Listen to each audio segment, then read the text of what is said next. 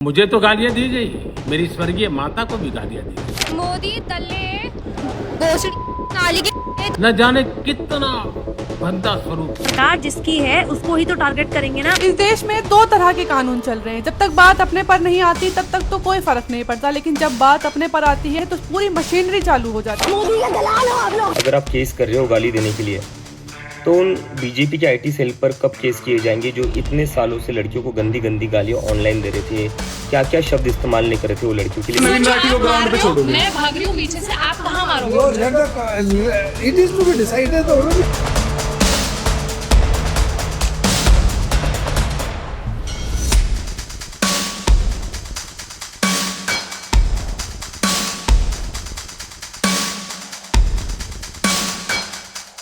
नमस्कार, आप देख रहे हैं डेली इंडिया न्यूज और मैं आपके साथ सोनू जांसला। दिल्ली के जंतर मंतर पर हुए स्टूडेंट के नीट पेपर लीक के विरोध प्रदर्शन के दौरान प्रधानमंत्री नरेंद्र मोदी के खिलाफ कथित अभद्र टिप्पणियों का मामला अब कानूनी और राजनीतिक बहस का विषय बन गया है। इस मामले में नोएडा पुलिस ने केस दर्ज किया है। वहीं प्रधानमंत्री नरेंद्र मोदी इस पूरे विवाद पर प्रतिक्रिया देते हुए कहा कि उन्हें और उनकी स्वर्गीय मां को आपत्तिजनक शब्द कहे गए, लेकिन वह संबंधित नाबालिग को माफ करते हैं। दूसरी ओर इस मुद्दे पर सीजेपी के संस्थापक अभिजीत दीपिके तथा अभिनेता प्रकाश राज की प्रतिक्रिया भी सामने आई है। देखिए हमारी आज की ये खास रिपोर्ट। जंतर मंतर पर हाल ही में हुए एक विरोध प्रदर्शन के दौरान सोशल मीडिया पर एक वीडियो वायरल हुआ जिसमें प्रधानमंत्री नरेंद्र मोदी के खिलाफ कथित रूप से अपमानजनक भाषा का इस्तेमाल किया गया। मोदी तल्ले नाली के तू साले नाड़ी, तू नाली में उगाए तू बोझ, नाली के कीड़े नाली के पौधे, तू कमल उगा हुआ है नाली के अंदर बोझ के बच्चे जा दिखेगा ना तेरे मुंह पे नाली से कीड़े उठा उठा के फेंकूंगी, तेरे मुंह के अंदर गुस्सा आऊंगी, तेरे मुंह के अंदर कुत्ते की हड्डी डालूंगी। धर्मेंद्र प्रधान की तो माँ की बोझ, मोटा साला गैंडा साल का बच्चा। वीडियो सामने आने के बाद इस मामले ने तेजी से तूल पकड़ लिया। रिपोर्ट्स के मुताबिक इस मामले में नोएडा में संबंधित धाराओं के तहत केस दर्ज किया गया है और पुलिस पूरे प्रकरण की जांच कर रही है। जांच एजेंसियां वायरल वीडियो की सत्यता और उससे जुड़े सभी पहलुओं की पड़ताल कर रही हैं। इसी बीच प्रधानमंत्री नरेंद्र मोदी ने इस पूरे घटनाक्रम पर प्रतिक्रिया देते हुए कहा कि उन्हें और उनकी दिवंगत मां को गालियां दी गईं, लेकिन वे संबंधित नाबालिग को माफ करते हैं। हाय फ्रेंड्स, आज तो मन करता है बस आपसे ही बातें करूं। जंतर मंतर पर जो कुछ भी हुआ देश और दुनिया ने देखा है। कुछ शरारती बच्चों ने भद्दी भद्दी गालियां बोली। किसी भी सभ्य समाज को शोभा न दे ऐसे शब्दों का प्रयोग किया गया। मुझे तो गालियां दी गई, मेरी स्वर्गीय माता को भी गालियां दी गई। न जाने कितना भद्दा स्वरूप था, लेकिन मैं आज बात करना चाहता हूं कि बचपन में गलतियां होती हैं और बचपन में गलतियों से सुधरने का अवसर भी होता है, और यही तो बचपना है। और इसलिए मैं समाज के अंदर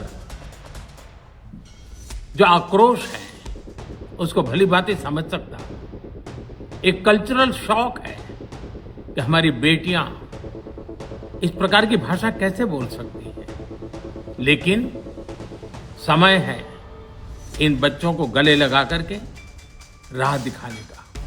ये गुमराह बच्चे हैं, उनको राह दिखाना हमारा काम है। उनको सजा देना, अदालतों के चक्कर कटवाना, समाज में उनको प्रताड़ित करना, इससे हम परिस्थितियां नहीं बदल पाएंगे। मैं उन्हें माफ करना चाहता हूं। समाज भी मेरी इस बात को स्वीकार करे, क्योंकि मेरे मन में एक ही भाव है। कभी कभी दांतों तले हमारी जीभ आ जाती है, खून निकल आता है, लेकिन हम दांत तोड़ते नहीं है, क्योंकि दांत भी हमारे हैं, जीभ भी हमारी है, बच्चे भी हमारे हैं। उन्हें राह दिखाना हमारा काम है। गुमराह को राह दिखाना कठिन होता है, लेकिन कठिन काम हमको करना। और इसलिए आओ, मैं इन बच्चों को कहता हूं, बच्चों आओ, हम देश के लिए साथ मिलकर के आगे बढ़े। कुछ नया सीखें, गलतियों से भी सीखें, अपने सपनों को लेकर के चल पड़े। देश बहुत आगे बढ़ रहा है, आगे बढ़ने वाला है और आपका भी आगे बढ़ना निश्चित हो, यही मेरा सपना है। मैं आपके लिए जीता हूं, आपके उज्जवल भविष्य के लिए खपता हूं। आओ हम मिलकर के देश को आगे बढ़ाएं। बहुत बहुत धन्यवाद दोस्तों। बस आओ, गलतियों से सीखो, आगे बढ़ो। इसके बाद प्रदर्शन में शामिल बताई जा रही 15 वर्षीय रुचिका सिंह का एक माफीनामा भी सामने आया।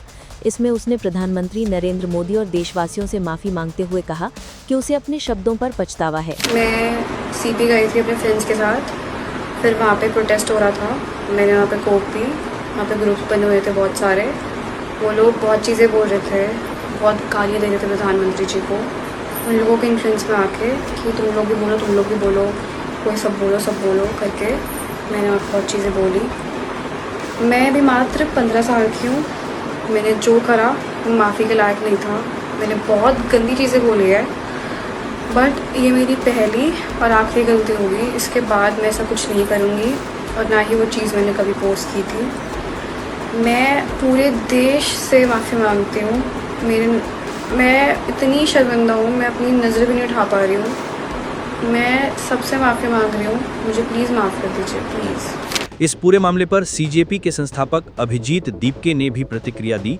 उन्होंने सवाल उठाया कि क्या केवल इस मामले में कार्रवाई होगी या फिर सोशल मीडिया पर गाली गलौज करने वाले आईटी सेल से जुड़े लोगों और नेताओं के खिलाफ भी समान कार्रवाई की जाएगी। हेलो एवरीवन, मैंने अभी देखा कि एक लड़की के ऊपर गाली देने के लिए केस किया गया है। तो एक बात तो ये है कि अगर आप केस कर रहे हो गाली देने के लिए, तो उन बीजेपी के आईटी सेल पर कब केस किए जाएंगे जो इतने सालों से लड़कियों को गंदी गंदी गालियाँ ऑनलाइन दे रहे थे। क्या क्या शब्द इस्तेमाल नहीं कर रहे थे वो लड़कियों के लिए, कहीं से भी वो इज्जत नहीं कर रहे थे लड़कियों की। और वो लोग प्राउडली अपने बायो में लिखते थे फॉलोड बाय पीएम मोदी। ऐसे लोगों ने लड़कियों को गंदी गंदी गालियाँ दी है, उनके ऊपर केस कब होंगे? और बात बस बीजेपी आईटी सेल तक नहीं है। इनके मेंबर ऑफ पार्लियामेंट जो है रमेश बिदुड़ी जी, उन्होंने किन शब्दों का इस्तेमाल किया था एक फेलो मेंबर ऑफ पार्लियामेंट के लिए सबको याद है। यूपी के जो सीएम है योगी आदित्यनाथ, उनका एक वीडियो भी आया था जहाँ पर जो एएनआई का कैमरा पर्सन था उसके लिए भी उन्होंने गालियाँ दी थी। तो ये क्या चल रहा है? इस देश में दो कानून चल रहे हैं क्या? यूथ के लिए एक अलग कानून है और बीजेपी और उनके नेताओं के लिए अलग कानून है। और गाली देना कोई अपराध नहीं है, गाली देना इज़ नॉट अ क्राइम। अगर कोई गाली देता है वो बुरा हो सकता है, वो बुरी बात हो सकती है, तो उसको आप समझाइए, उसको आप कहिए कि गाली मत दो। लेकिन केस किस बात पर किया जा रहा है? अगर गाली देने पर केस करना पड़े तो सबसे ज़्यादा केसेस जो होंगे वो बीजेपी आईटी सेल पर होंगे, क्योंकि सबसे ज़्यादा औरतों को गंदी गंदी गालियाँ उन्होंने ही दी है। और बीजेपी के नेताओं पर होंगे जिन्होंने इतनी गंदी गालियाँ इतने सालों से दी और पार्लियामेंट के अंदर भी दी है। वहीं अभिनेता प्रकाश राज ने भी इस पूरे विवाद पर अपनी राय रखी। उन्होंने अभिव्यक्ति की स्वतंत्रता, विरोध प्रदर्शन और कानून के दायरे में जिम्मेदार व्यवहार को लेकर अपनी प्रतिक्रिया साझा की। Hi friend, this is from the parents of this country. When children use abusive languages or talk wrong on the elders, we tell them, warn them not to do it, and we ask them to learn the lesson and don't do it again. But we don't, put criminal cases and police cases and harass them. And one more thing is, we should also have our responsibility when we have made those children and get anguished and helpless seeing their other children die because of the broken system and losing hope on the system. And when they have been hit by batons and pellet guns and police atrocity, we should also take some responsibility, my friend. So my friend, please just tell them not to do it again and correct their mistake. That's all. Otherwise, what happens, my friend? These children, they have, when you hurt them and you witch hunt them, their friends, children's friends will get hurt. Their parents who brought them up will get hurt. Their brothers, sisters will get hurt, and their uncles, aunties, and their grandfathers, grandparents, all of them will get hurt. It is not good. And if this continues, my friend, today the children ask for resignation and accountability, that's all. But the country and the parents and the whole society may not ask for resignation, but may pull you down from power also, my friend. So please, my friend, be kind to children. They're children, our children. Don't spoil their careers and lives, and don't put them back into trauma, my friend. That's all, my friend. A request, just asking. Thank you. इस घटना के बाद social media पर बहस तेज हो गई है। एक पक्ष का कहना है कि लोकतंत्र में विरोध का अधिकार है, लेकिन किसी भी सार्वजनिक पद पर बैठे व्यक्ति या किसी भी नागरिक के खिलाफ अभद्र भाषा का इस्तेमाल स्वीकार नहीं किया जा सकता। वहीं दूसरे पक्ष का कहना है कि कानून का पालन सभी मामलों में समान रूप से होना चाहिए और कार्रवाई किसी भी व्यक्ति की राजनीतिक विचारधारा के आधार पर नहीं, बल्कि कानून के अनुसार होनी चाहिए। इस देश में अगर आप गालियां देते हो और बीजेपी के सपोर्टर नहीं हो तो आप जेल जा सकते हो, और अगर आप रेप करते हो और बीजेपी के सपोर्टर हो तो आपको फूल मलाई मिलती है। लोग बोल रहे हैं कि तुम लोग बीजेपी को टारगेट करो, बीजेपी को टारगेट करो, तो किस तेरी माँ को टारगेट करेंगे? तेरी माँ को टारगेट करना है तो बता, तेरे बाप को टारगेट करना है? नहीं, किसको टारगेट करें? सरकार जिसकी है उसको ही तो टारगेट करेंगे ना। अब बीजेपी टारगेट नहीं होगी, तेरी माँ टारगेट होगी क्या? अब अंधभक्त मेरे कमेंट मत आना। इस देश में दो तरह के कानून चल रहे हैं। जब तक बात अपने पर नहीं आती तब तक तो कोई फर्क नहीं पड़ता, लेकिन जब बात अपने पर आती है तो पूरी मशीनरी चालू हो जाती है।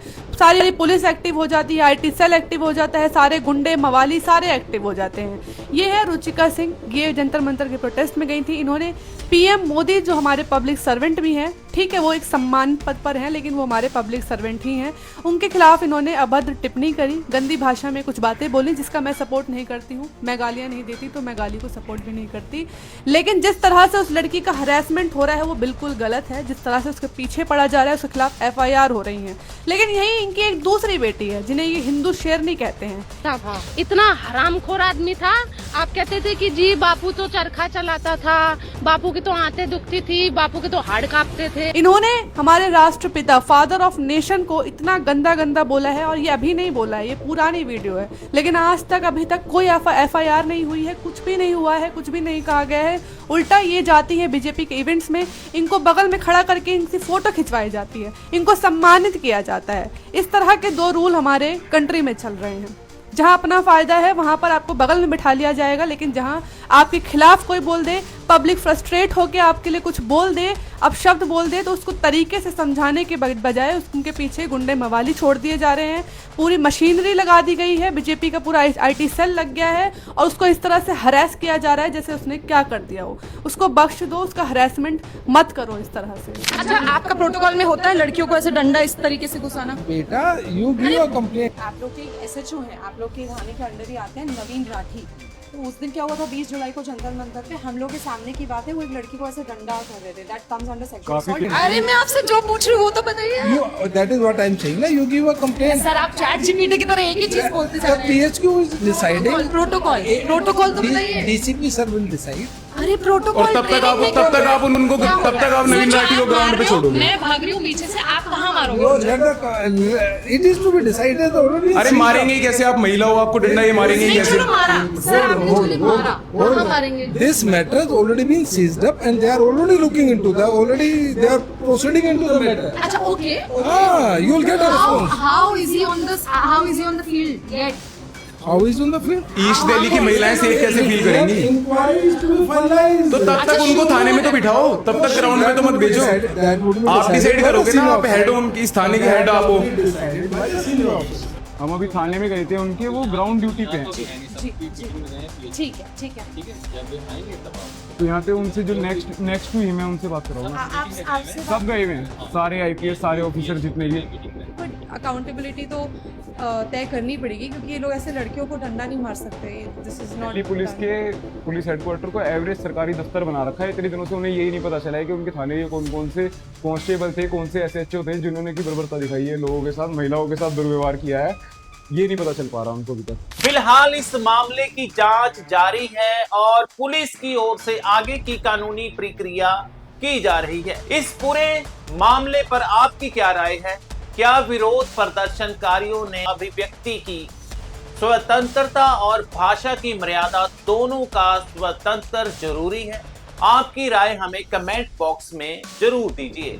ऐसी ही विशेष और ताजा खबरों के लिए डेली इंडिया न्यूज को सब्सक्राइब जरूर कर लें। धन्यवाद। सच्चाई के साथ जुड़िए डेली इंडिया न्यूज के साथ। तो देर किस बात की, डेली इंडिया न्यूज अब आपके व्हाट्सएप पर भी उपलब्ध है। जुड़ना बहुत आसान है, बस सामने दिख रहे QR कोड को स्कैन करें या नीचे दिए गए लिंक पर क्लिक करें। और हाँ, चैनल को फॉलो करने के बाद बेल आइकन दबाना ना भूलें ताकि कोई भी जरूरी अपडेट मिस ना हो।